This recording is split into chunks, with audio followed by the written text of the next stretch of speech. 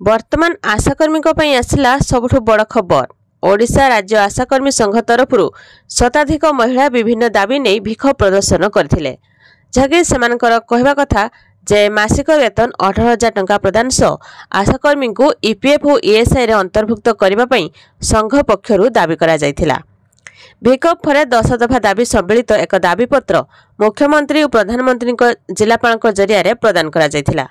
आशाकर्मी मानकर अवसरकालीन सहायता राशि एककालीन 5 लाख टंका प्रदान करा जिबा सह कार्यरत समय मृत्युकालीन सहायता राशि 10 लाख टंका आशाकर्मी को अवसरकालीन भत्ता 5,000 टंका प्रदान करबा पई दाबी होइथिला। तो सेहीपरि यातायातकालीन भत्ता अभिज्ञ आशाकर्मी मानकु टीकाकरण तालीम प्रदान करी एनएम रे नियुक्ति करा जाउ बोली मुख्यतः संघ पक्षरु दाबी करा जायछिला।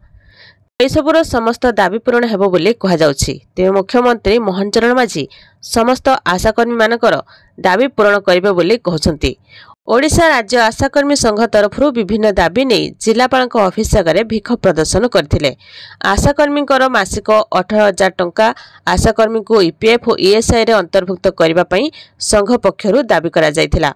एहा सहित अवसरकालीन सहायता राशि एककालीन 5 लाख टंका एवं कार्य समय मृत्युकालीन सहायता राशि 10 लाख आशाकर्मी को अवसरकालीन भत्ता 5,000 टंका प्रदान करबा पई दाबी होइथिला। तो सेही सबुर समस्त दाबी खूब शीघ्र पूरण करिवे मुख्यमंत्री मोहन माझी।